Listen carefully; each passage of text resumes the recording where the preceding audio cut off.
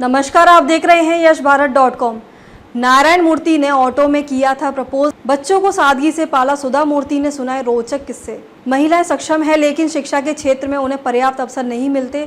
जो सही लगे उसे करना चाहिए और वास्तविकता को स्वीकार करना चाहिए, ना कि उससे भागना चाहिए। यह बातें विख्यात लेखिका, समाज सेवी और उद्योग पत्नी सुधा मूर्ति ने कही। वे डेली कॉलेज ऑडिटोरियम में अपने विचार साझा कर रही थी। फ्लो इंदौर द्वारा आयोजित यह सत्र बेहद खास रहा, जिसमें लगभग 1000 मेहमानों ने भाग लिया, जिसमें करीब 600 फ्लो सदस्य और 200 डेली कॉलेज के छात्र छात्राएं शामिल थे। इंदौर के सांसद शंकर लालवानी की उपस्थिति ने भी इस कार्यक्रम की गरिमा बढ़ा दी। सुधा मूर्ति ने अपनी सादगी, ईमानदारी और हास्य भावना से श्रोताओं को मंत्रमुग्ध कर दिया। उनके विचारों में न केवल मनोरंजन था बल्कि जीवन के गहरे सबक भी थे।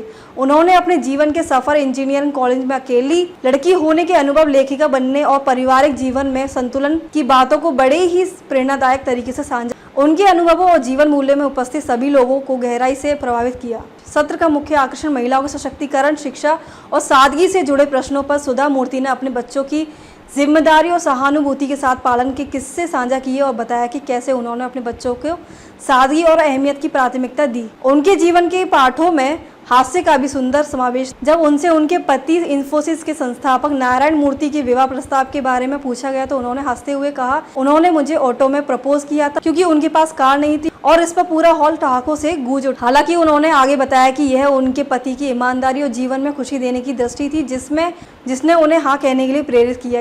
यह सादगी से भरा लेकिन शक्तिशाली प्रसंग सभी के दिलों में गहरी छाप छोड़ गया।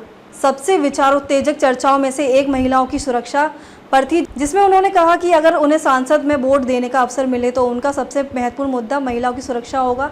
उनके इस विचार पर उपस्थित सभी लोगों ने सर्वसम्मति से समर्थन दिया। इस सत्र के आयोजन फ्लो इंदौर की अध्यक्षता आर्किटेक्ट विभा जैन सेठी के नेतृत्व में किया गया। उन्होंने एक रोचक किस्सा भी साझा किया कि कैसे सुधा मूर्ति ने इंदौर के प्रसिद्ध चौराहे चित्रगुप्त चौराहे के नाम के पीछे का कारण को तुरंत गूगल कर जान लिया। यह उनकी हमेशा कुछ नया सीखने की उत्सुकता और जिज्ञासा को दर्शाता है, जिससे यह साबित होता है कि उम्र कभी सीखने में बाधा नहीं बनती। सुधा मूर्ति ने प्रवास के विषय पर भी बात की और बताया कि कैसे भारत की प्रगति और अर्थव्यवस्था के विकास के साथ अधिक से अधिक लोग विदेश से लौट रहे हैं और समाज के प्रति योगदान और व्यापार के माध्यम से देश के विकास में योगदान देने की उनकी सोच सभी उपस्थित लोगों के लिए मूल्यवान थी। प्रियंका मोक्षमान ने मंच संचार किया और श्वेता अग्रवाल ने धन्यवाद ज्ञापन देते हुए समिति के सदस्यों के प्रयासों और फ्लो इंदौर के सदस्यों की उत्सुकता प्रतिक्रियाओं की सराहना की। अब तक के लिए बस इतना ही। देखते रहिए यशभारत.com।